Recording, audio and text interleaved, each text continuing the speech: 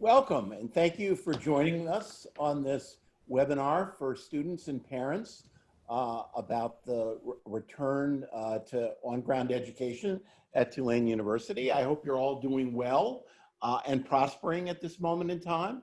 I know, let me just say something to the students who are part of this audience. I know the transition, I hope it's gone well.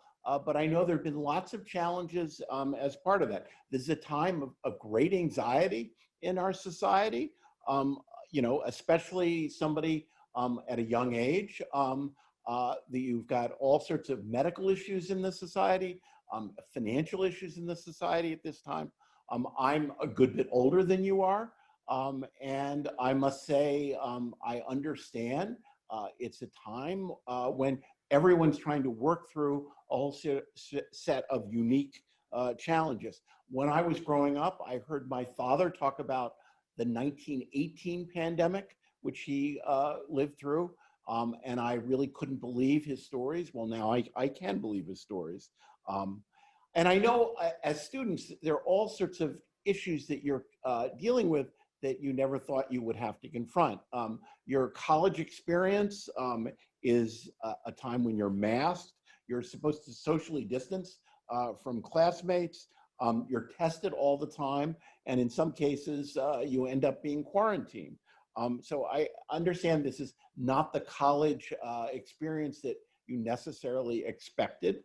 But let me also say that I'm really so proud of how the entire student body has stepped up to the plate in these circumstances. It is different, and this is a moment when everybody has to think about the greater whole and their obligations to the greater whole. And this student body is really, I think, performed magnificently, both in terms of masking. I walk the campus all the time, and 100% masking. People are socially distancing.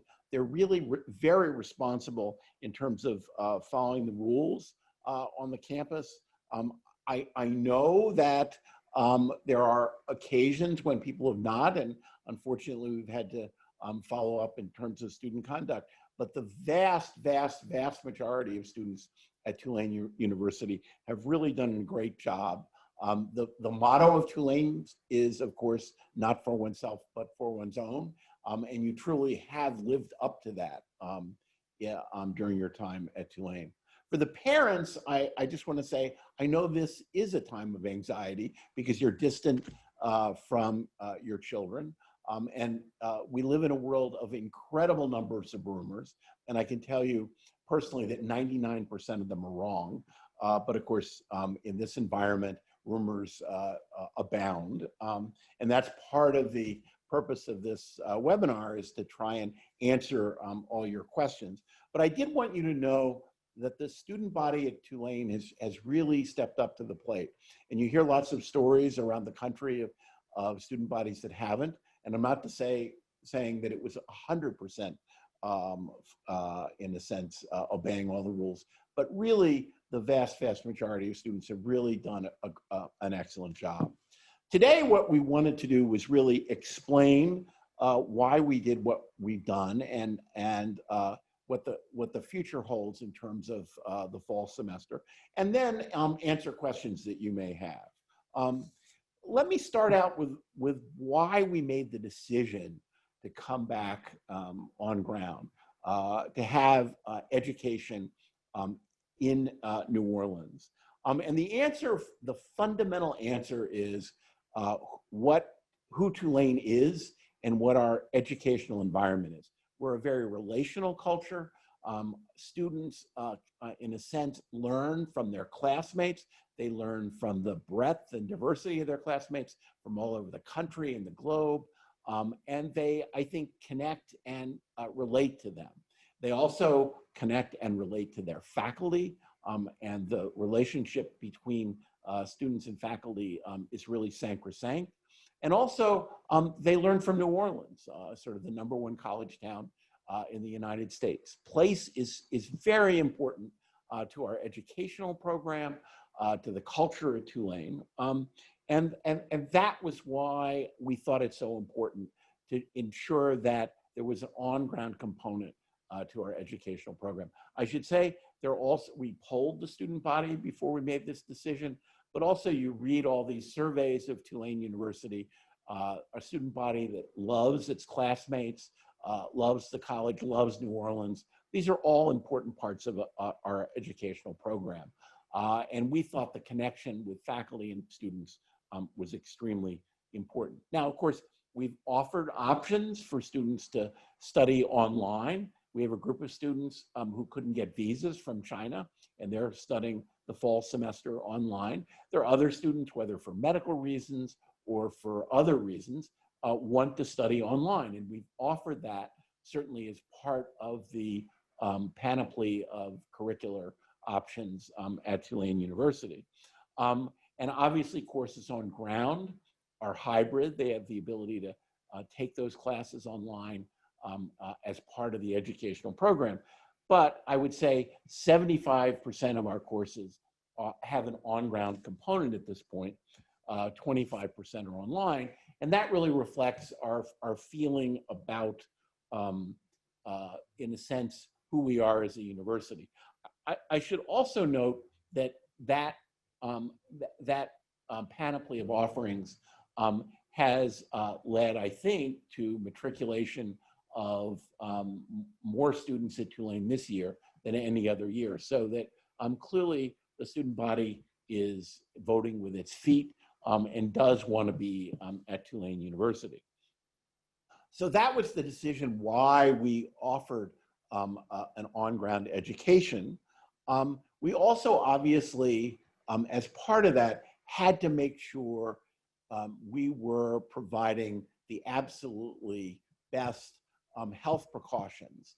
We had to have a whole set of interventions which would really optimize the health and safety of the community, and we would not have come back the way we did under any circumstances unless we were sure of that. I can go through the sort of the list of things that we've done. I don't know another university that's done more in terms of the full panoply of precautions, but there are a few things that sort of jump out at you. One is we started with a welcome center so that students going on ground would literally not come to campus, but would be tested and in a sense have an orientation before they actually went to campus. And that was to ensure that at least at the start, everybody who came to Tulane University, students, faculty, and staff, had tested negative at that point. And we also allowed everyone to ship their materials to their rooms ahead of time, so that wasn't part of the move-in situation. As you know, you look at the campus, it's a new city. We built a city there with 13 new classrooms, 5 new other facilities, extended food. We have the ordinary requirements of most universities in a circumstance like this, that everybody be masked and we clean everything. But I think we really have adopted a set of testing protocols that are really supposed to prophylactically protect the community. We work with the medical school at length to create the testing capacity. And we've adjusted, as you'll hear, that testing capacity over time in response to changed conditions. But since the disease is we found in 95% of the cases, asymptomatic, testing is very important in terms of identifying people with the disease and then acting proactively to isolate them or quarantine their contacts. So it's been a very important part of our strategy for protecting the health and safety of the community. We've adapted over time, and as you'll hear about, we've moved testing up on the campus more often than before. We've increased cleaning. We're also looking at waste, whether that'll give us a heads up on how the disease might be expanding. The other thing I should note is in the middle of this, the CDC changed its guidelines for quarantining. That is, somebody who'd been in contact with a positive. Our expectation was, in effect, you could test out of quarantining. That is, after 5 or 6 days, you would test negative, and then you could leave quarantining. The CDC changed its guidelines to say you had to be quarantined for 14 days. And that obviously was an imposition on our community in terms of the time students and others would be, in a sense, pulled out of physical participation in the community. I should mention, I was quarantined at the very beginning of COVID-19, but at that time you could test out. So testing was longer. It took me 8 days to get my test back, but I was able to test out. And of course, in the middle of all this, we had to face 2 potential hurricanes. And it turned out, I think, was handled with aplomb, but it obviously caused a little bit more anxiety. The takeaway here is that I think we've done really, certainly as much as anybody else in ensuring the safety of our community. We're constantly adapting over time in light of changed conditions, in light of what we learn, but we're absolutely committed to protecting your health and your safety. So with that, what I would like to do is to turn the virtual podium over to 2 people from the medical community who've been very much on the front lines of these decisions. And I'll start with Hamm, who is Dean of the Medical School and was very instrumental in our ability to create the testing capacity that's been so important. So Lee? Let me give you an overview of some of the things that I think you're aware of many of the pieces, but maybe not, if I put them all together, it will remind you of the comprehensive nature of what we've been doing. And that is when you go to implement some safety protocol in medicine, you don't take 1 step, you don't take 2 steps, you take overlapping steps. So you don't just institute mask, for instance. You use mask, you use the social isolation, you use the cleaning. In our case, you use the frequent testing, you use the initial testing that we did. So, and you use the special buildings that have been erected, all sorts of things that have been implemented across the campus to give multiple layers to have redundant things that serve to protect the students, the staff, the faculty, everyone. And I must say that the results to date are good. I think the system is doing exactly what might have been expected from this really well laid out plan. You know, universities across the country have struggled with this, and different universities have chosen different paths. I don't think anyone can claim to have the perfect one. There are some that have gone totally online, and many are regretting that. There's some that are bringing students back and doing very little testing, very little else, and it would be hard to support that from a medical standpoint. We've taken this very comprehensive approach, and it's not been from that's not derived from myself and from just the people on the screen. People from the School of Public Health, multiple people from the School of Medicine, actually others from throughout the university community, and a number of consultants to give us this really comprehensive plan. The plan isn't always as comfortable as we would like. There's some things that no one likes, but it is doing what we would like, which is keeping people doing well. I must add, too, that one of the things that it relies on that there are some skeptics about, and that is, can young adults behave as responsible adults? And the overwhelming answer is that the vast majority can. I've complimented our provost, Robin Forman, before on this, and he just nailed it. And Erica Woodley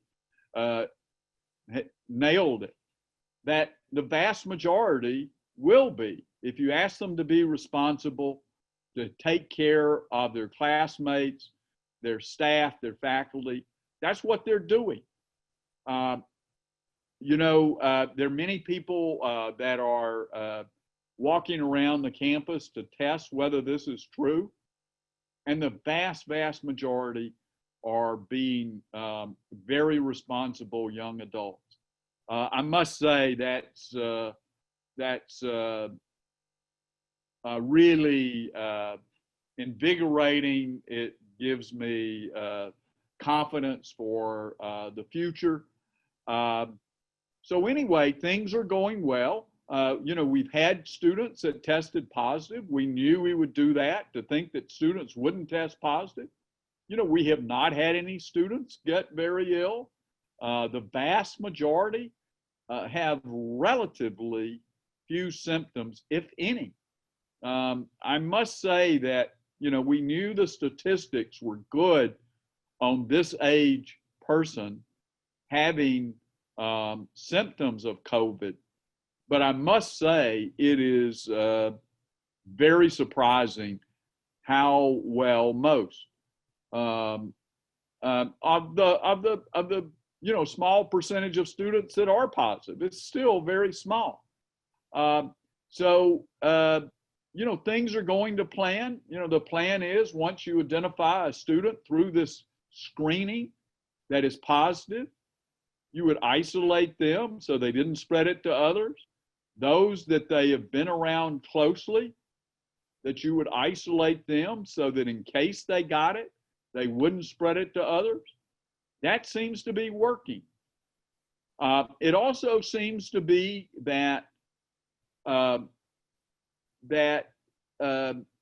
you know, we and others had, well, what's going to be the impact of the community surrounding us, the state and community around us, on the Tulane population, and vice versa? And the early results, after now a few weeks, is that you know, the students have not been spreading this to the community, and vice versa.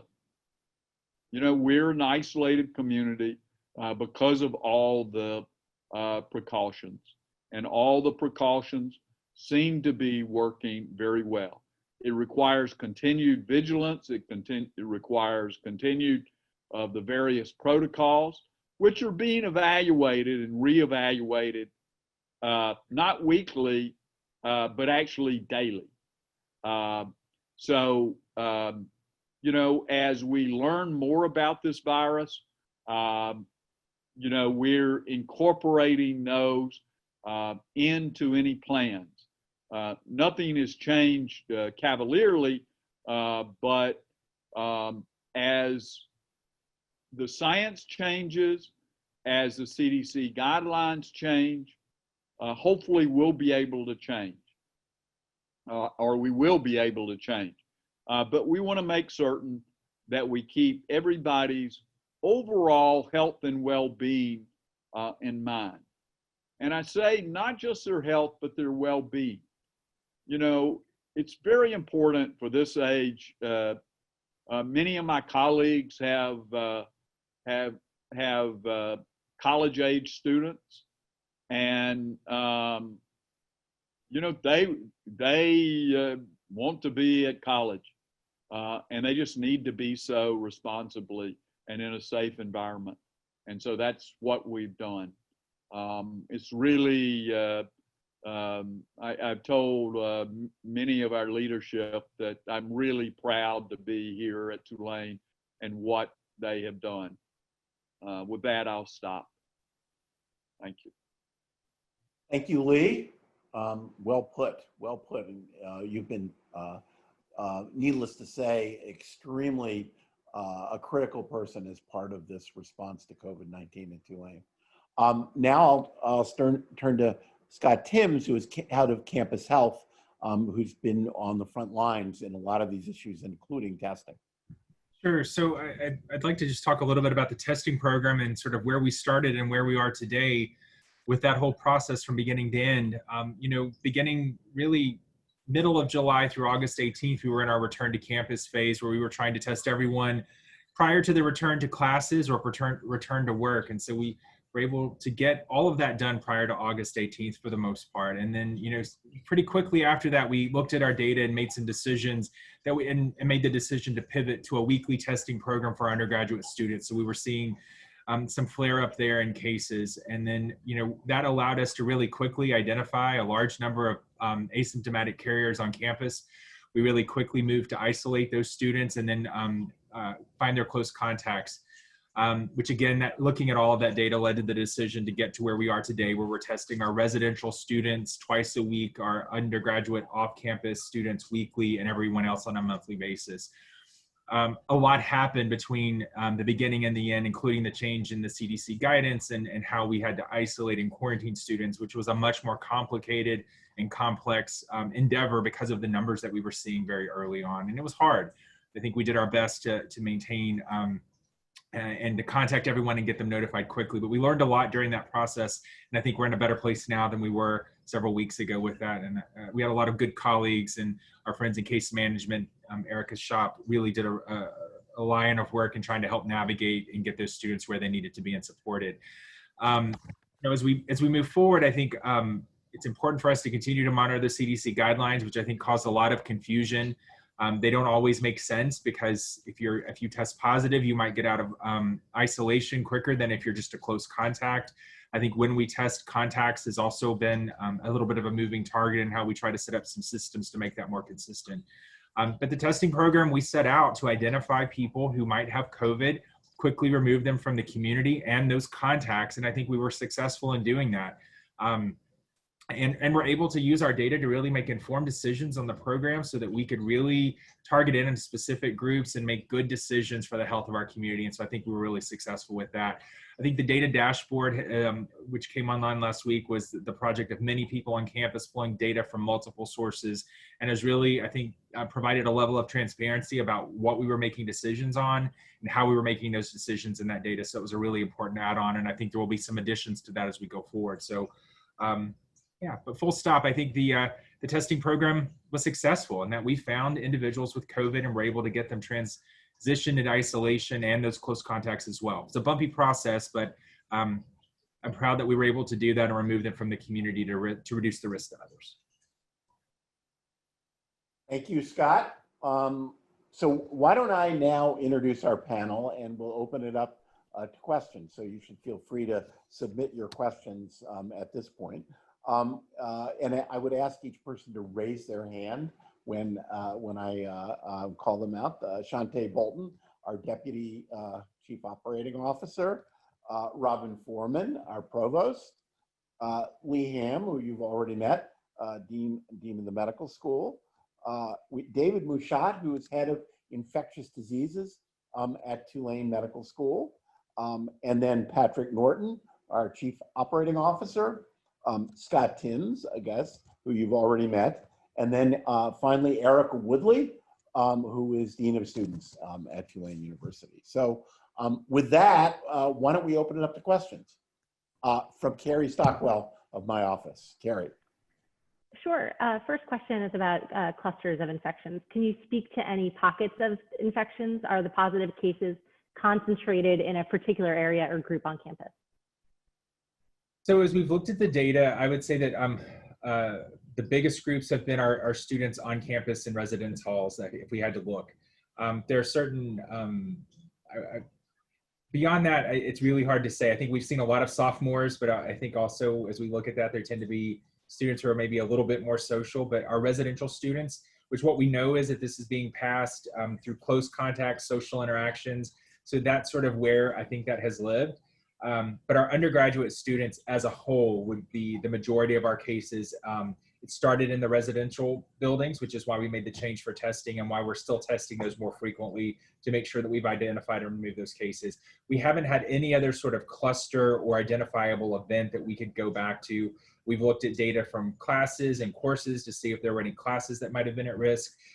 No large scale events that we've been able to identify. And so we've looked at the data in a whole lot of different ways, pulling from different resources at the university about ways students might interact, and haven't been able to identify anything beyond undergraduate students, majority on campus, but also a lot of off campus as well.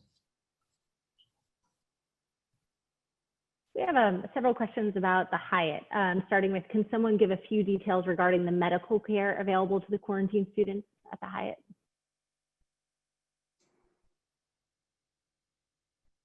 Let me take Scott?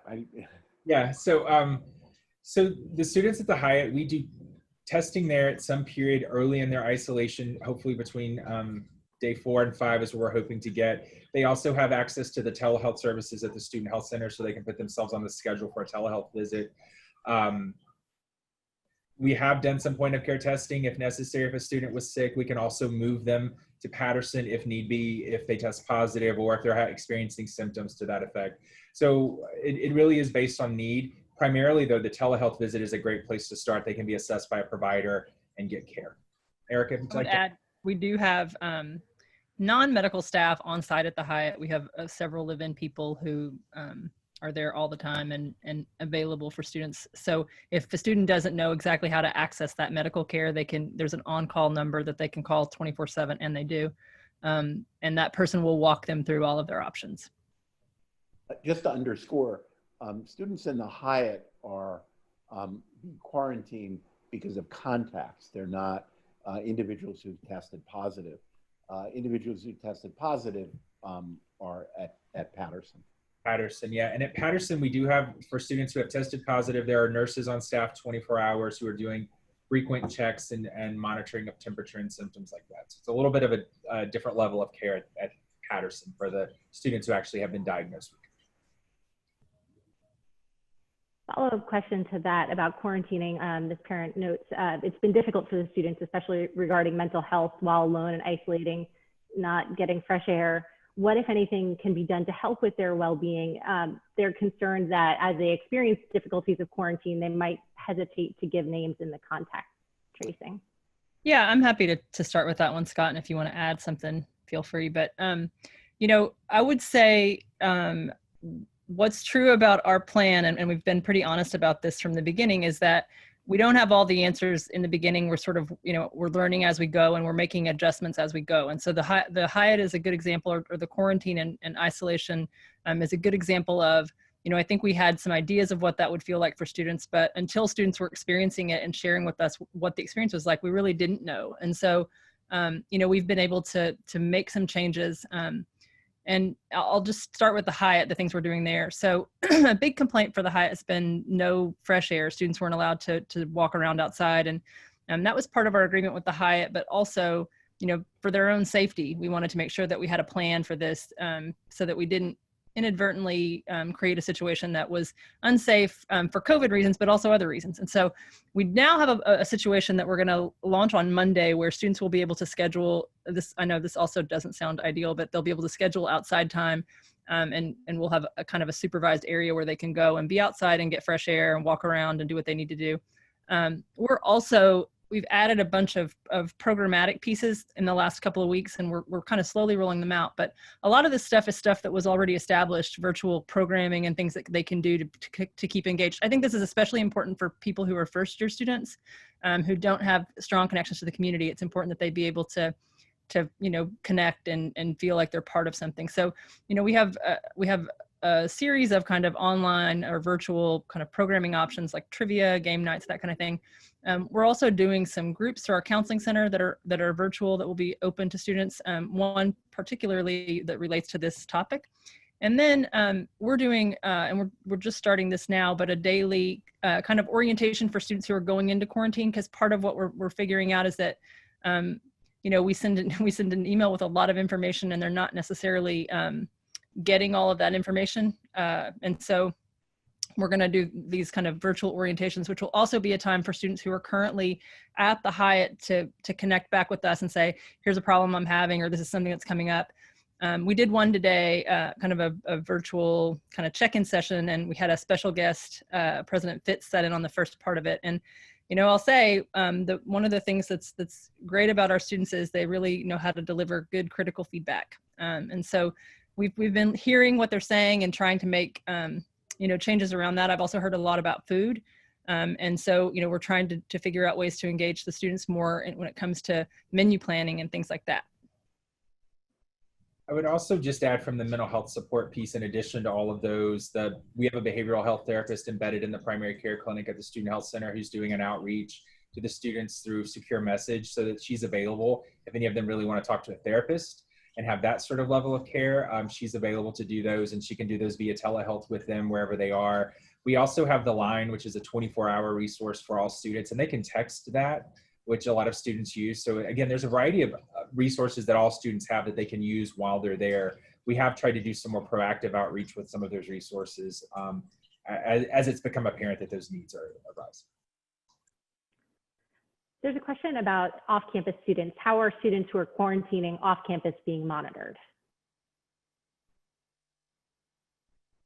So off-campus students have a lot more freedom and flexibility. They're managing themselves. They have access to all of the same resources that we've mentioned, but they're not as supervised as the students in the Hyatt. We're not delivering meals and sort of those processes to them.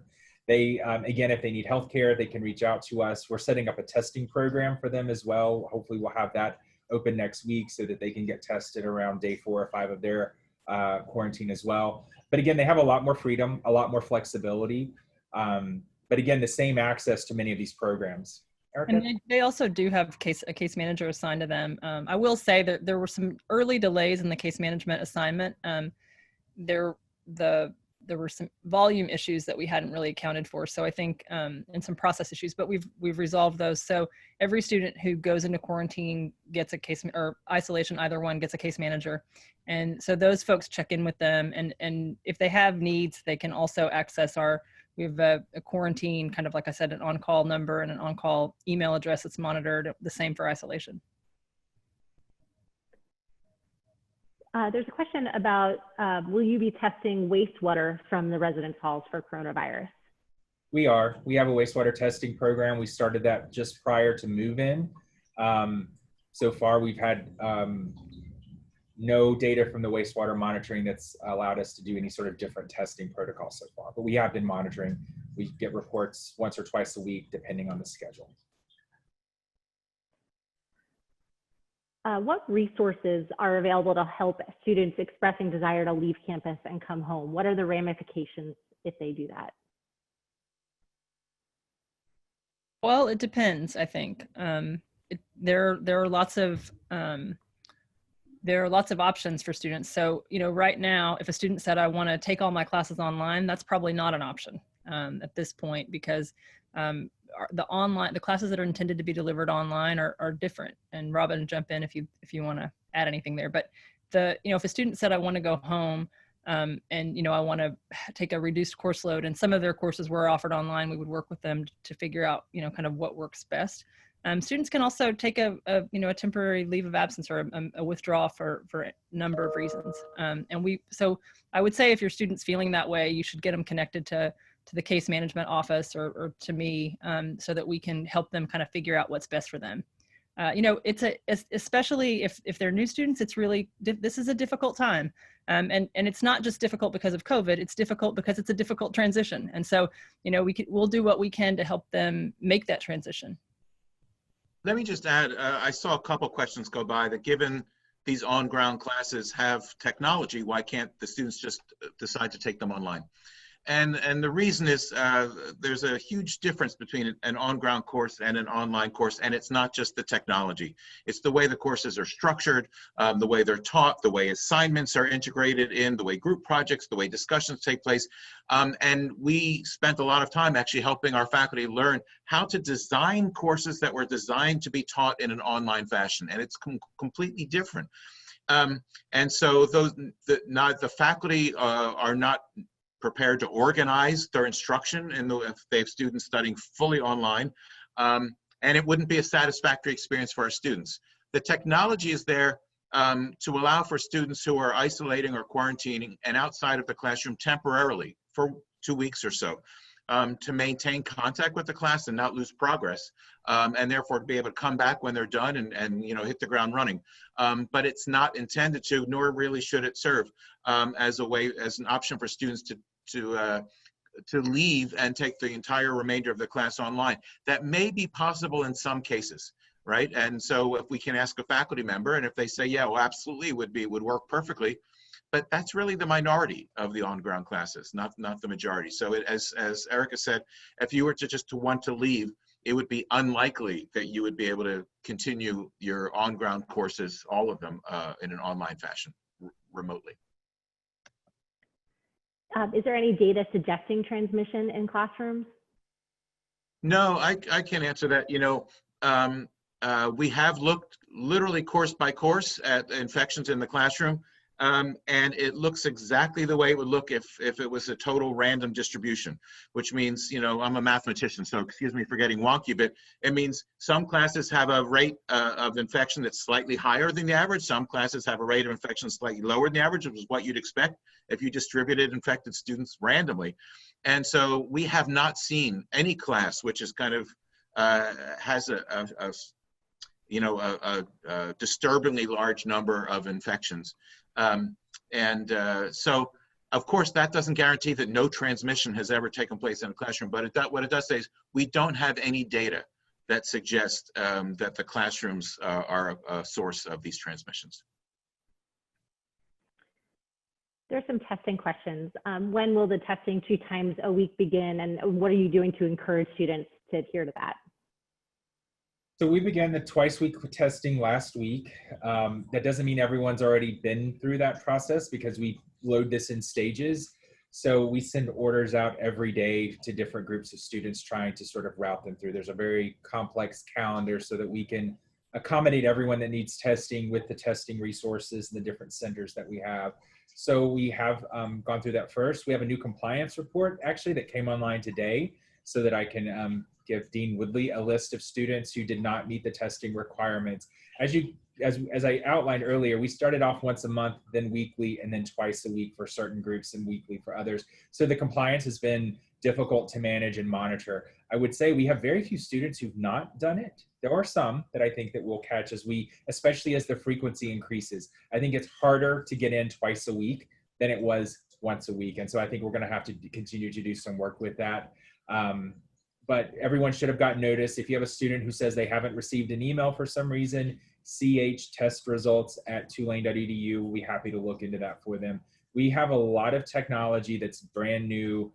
The med school put in a whole new laboratory management system that we are working with our electronic health record, and sometimes emails are not triggered appropriately. So if anyone's missing something, have them reach out to us directly. Question about staff and the testing program and contract workers. Are contract workers like Sodexo included in the testing program?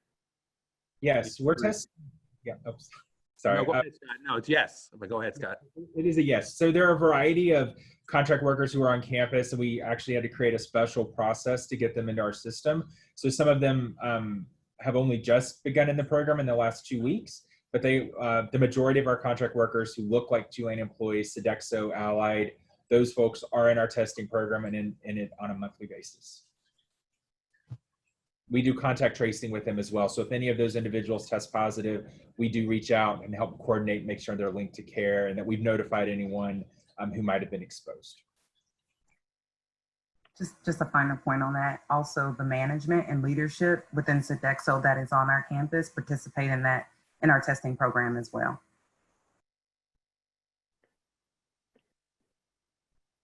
Next question, what is the protocol for students after they have been in quarantine for 14 days? So on day 13 of quarantine, they get an email that informs them that day 14 they're released and they're able to return to campus. They then enter back into our regular testing protocol. So they should probably be getting tested that day that they get out because they will be due.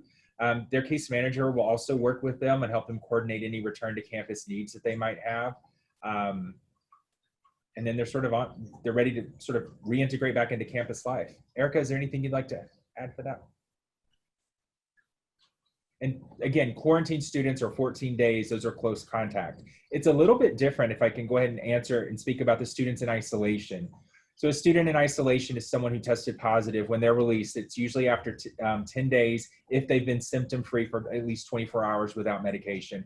At that point, it's a little bit different. If you're coming out, we don't test them immediately because you can still test positive for COVID for quite a period of time afterwards. So our medical providers will work with them, set them up on a different schedule for testing because we don't want them to test positive and then trigger all those actions again, especially since they can still continue to test positive for a period of time. We actually work with Dave Mushatt and our medical director to develop a protocol for that. So it's a little bit different.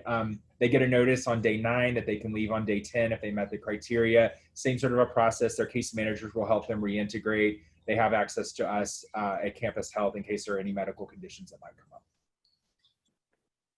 Thanks, Scott. That question did come up several times about the protocol for positives. And then another question we got was, would you check for antibodies for someone who had tested positive? We have the ability to do that testing. If they would like to get it done, they can call the health center and ask a provider to provide that testing. We really aren't able to do much if we know they have antibodies, besides know that they had already probably had COVID at some point, because the science is still not there unless that's changed in the last few days, Dave, to know how long the antibodies will provide protection. But we do have access to that through a couple of different laboratory resources right now. There's a question about bars. When bars in New Orleans open again, what precautions will be taken, particularly at the Boot? The Boot is actually currently open. They're open, functioning as a restaurant. So right now, bars can't be open, but a lot of bars are also restaurants, and they have to function as restaurants. They have to have 51% of their revenue coming from food. And so right now, the way that's been working, we meet regularly with these folks, and it's been working pretty well, honestly. They're really, the city's kind of holding their feet to the fire and doing a lot of checks to make sure that they're complying. But it seems like there's a good faith effort for them to manage themselves. And I think, as bars open, it's a huge concern for us. And so at this point, I don't think that we anticipate that's going to be something that happens in the very near future. But I think when and if it does, we will certainly game plan with the folks who are, especially the bars that are right around campus. We do that anyway, and so I think should we enter that phase where that's a concern, we'll be meeting with them in advance of that, and I would anticipate that we would have advance notice of that move. I should note that the governor of Louisiana announced today that Louisiana was moving to phase 3. Nobody's quite sure at this point what that means in terms of the state, but the city of New Orleans is not moving to phase 3. I think that's safe to say. And the mayor and the public health director have noted that they're not inclined to change the restrictions until the public schools have come back on ground safely. And that will occur throughout this month. And I think maybe they might revisit some of those restrictions after that, but they want to make sure that the public schools are successfully back in session. That, I should say, just as Lee pointed out, we've been very, very happy about how students have stepped up to the plate and been very responsible. I do think the bars around the campus have been reasonably responsible in these circumstances and worked with us. And we have not seen sort of the situations you've seen described in other universities of students getting out of hand at bars. That has not happened at Tulane. Another question about student life. Has any thought been given to suspending sorority and fraternity recruitment this school year as a way to prevent unsanctioned gatherings that could lead to COVID spread? I think that this is of hot interest to a lot of folks, how we do this. And I think our approach really doesn't single them out. It's really to talk about these kinds of gatherings in general and be really clear about what happens if you know, gatherings that are above 15 happen, whether, you know, whether it's fraternity members or, you know, non-fraternity members or whatever the affiliation.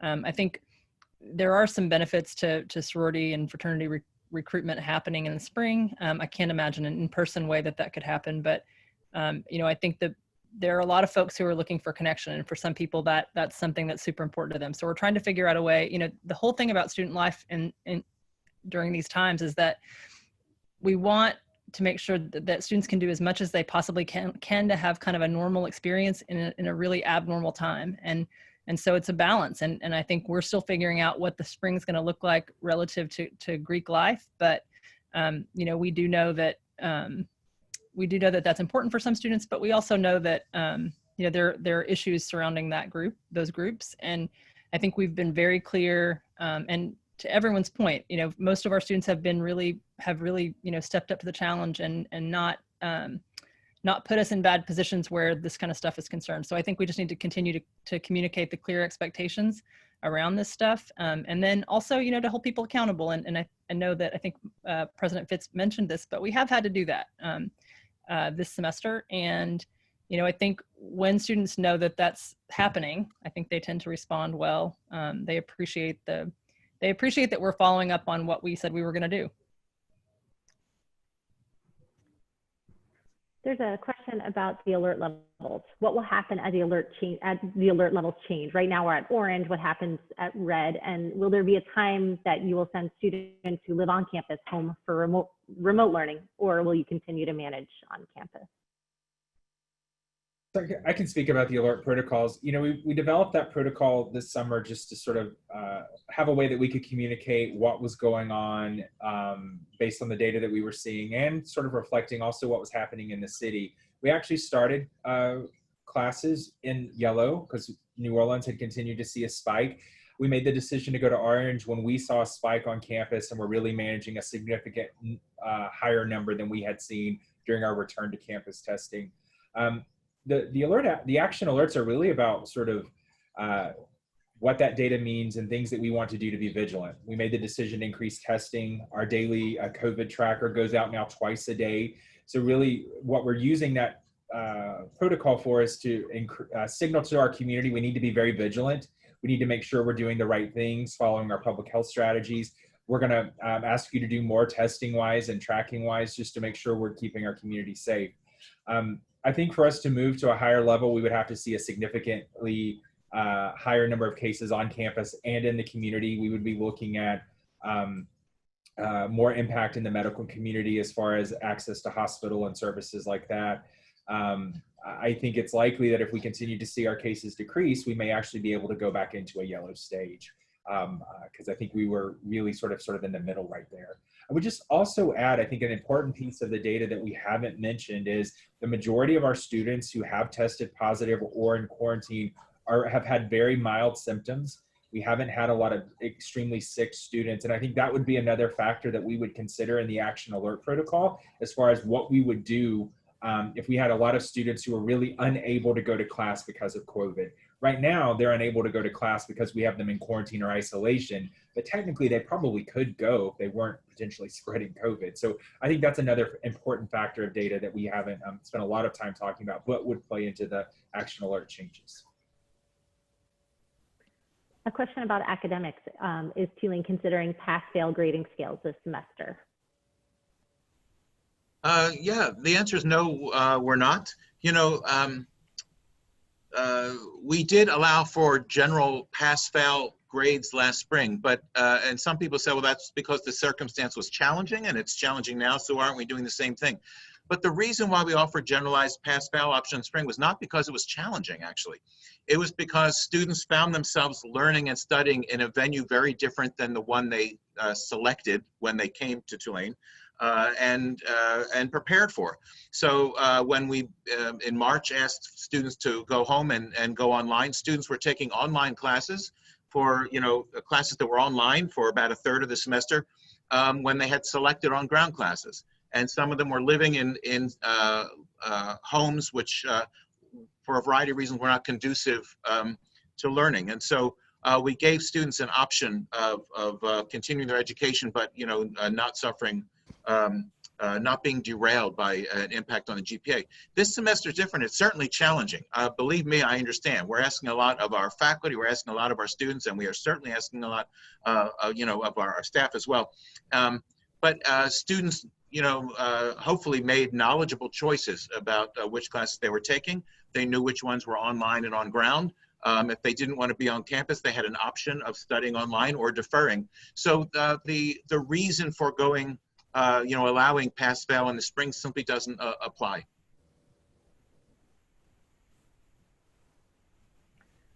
Next question about Patterson versus the Hyatt. Is the new standard that infected students go to Patterson and the quarantines go to Hyatt? There's confusion among parents about that. And also, if a student's quarantined at the Hyatt and they test positive, can they stay there? Yes, that's not, so the first part is true. If a student is a close contact, they can go to the Hyatt or they can choose to quarantine off campus. For students who test positive, they go to Patterson. And there was a moment in time in the last 2 weeks where we did have some students at the Hyatt who tested positive, who stayed there. They were in single rooms and they were away from other folks. We're not doing that on a go forward. The students who test positive will either go back to Patterson so that they can have some kind of medical oversight, or we have an overflow spot identified and we're able to stand up kind of an extension of the infirmary that happens in Patterson. Next question, are you anticipating a spike in cases after Labor Day weekend? And if so, can you accommodate a lot more students in both locations? I think we have significant overflow space for both quarantine and isolation. So I'm not worried about space at this moment, which is a nice feeling to have. I think case-wise, I think it's hard to say. I think it could happen. I think we're watching the data closely. Again, monitoring the frequency of testing, and we'd make adjustments if necessary. It's possible, though, that we could have a spike post-Labor Day. I'm hopeful that our students have been remarkably well behaved, and I'm hopeful that their behavior will not result in us seeing a spike. Okay. Next question is about flu shots. Will Tulane be offering flu shots on campus, and when will those be available? Yeah, we're finalizing the student flu clinics. We should have that information out in the next 2 weeks. We do those usually beginning to mid-October. We're going to try to do them a little bit earlier this year because of everything. We just trying to make sure we have enough staff to give it. We actually purchased twice the number of flu shots, so please tell your students to come get their flu shots when we do the notices this year. So we would really like to make sure everyone has it. I would just also add that right now we're seeing a lot of students with seasonal allergies and cold symptoms who think it's COVID. So please let them know that to call, we'll do an assessment. They can be tested if they think that. But there's a lot of fear and anxiety as soon as they get the sniffles right now, which is very common this time of the year in New Orleans. That's what we typically are seeing outside of the COVID period. Okay. Next question is from a parent who says, we hear from our kids that no one is wearing masks or social distancing in the commons. How are you monitoring this? Well, I think we had some issues early on in the commons that we addressed pretty quickly. I don't think that continues to be a problem. I think our students are doing a really good job of holding each other and our staff and faculty accountable. And so they're if something's not right, they're reporting it to us using our online reporting system, and we're able to address it as it comes up. But I haven't heard of continued problems in the commons. One of the issues we have in spaces like the commons is like out in the city, I mean, families generally don't socially distance. They live together, and we sometimes have clusters of students who are suite mates or something who are sitting closer together. And other students point that out as a lack of social distancing, and it is true in a literal sense, but it's both difficult to manage, and these are students who spend a lot of time together anyway, so it's kind of like a family out together. We have a question. Do we have a lot of students who are symptomatic on campus? let me comment on that. We actually don't. We have some students with relatively mild symptoms, such as fever. We have, I think, the anxiety is an issue, has been an issue in a small minority. It's actually been, I think, surprising in a way. I mean, I think we already knew that the outcomes of young adults in this age range of college students do very well, but it's been surprising to see how well they actually do with either minimal to no symptoms. Now, some of them have a little bit of symptoms that are very transient, but it's been very surprising how little symptoms, which we're very fortunate, monitoring very closely, but it's really remarkable. A question about Patterson. How are COVID patients treated while in Patterson? How often are they checked in on, and how do they eat? We have nurses that do rounds every 2 hours. They check temperatures twice a day in addition to that. Meals are delivered, and Erica, correct me if I'm wrong, I believe it's between 7 and 8, 12 and 1, and 5 and 6. The nurses also have access to snacks and water that they can call down and ask and relieve. We actually have, in addition to the nurses, we have other staff that are there just to sort of help run and deliver. They can have food delivered there as well from the outside. We also, beginning, I believe, next Wednesday or Thursday, we will be offering, by popular demand, menu options at Patterson. So students won't just have to eat what the sort of, meal of the day is, or meal of, lunch, or they'll have some options at every meal. I would also add, there's been a lot of questions like, can students have things delivered there? They certainly can. Mail delivery is available. We'll pick it up and bring it. They can have food delivered to the front desk, and the nurses will take it to the rooms. What we haven't wanted to have done is a lot of food delivered for us to give to them. There's a ton of food allergies and specific issues there. So we've really tried to dissuade people from, because we've had a lot of parents, can I just send cookies to everyone, or we want to do pizzas for everyone? And the problem is there's so many allergies that would be problematic. So, we're open to some ideas on that, but we haven't found a good way that we could do it where it would really benefit everyone and not waste a lot of food. Okay, I think we have one more question. Can you give an update on the plans for the spring semester? Will you require students to go through the same arrival center or a similar process? So I should say we are literally, as we speak, thinking through all the different issues for the spring semester. And obviously, there are a lot of things that can happen between now and January that could change that. We could have a vaccine. But I think we're taking all of the information that we've garnered from the first month on ground and really talking through what we've learned, what works, maybe things that we've changed over time, and what would make sense starting in January. And that involves everything a part of the university. It involves the curriculum, when exactly we start in January, the arrival center, would an arrival center be warranted for the spring semester? Obviously, quarantining, isolating, testing. Will we change the protocols? The nature of the classes, temporary classroom. We're literally starting to step back and think through all of those without any preconditions, and then I think come together and decide what makes sense. I don't think we can decide it right now. It's going to have to be as time evolves, but we need to be thinking about at this moment all the issues on the plate. I want to note, we started this process of sort of thinking through how we would come back at Tulane maybe 3 months ago. And we went through all sorts of committees and notice and comment and responses. And I just want to say the group that you've heard talking today was deeply involved in constructing the plan for which we came back.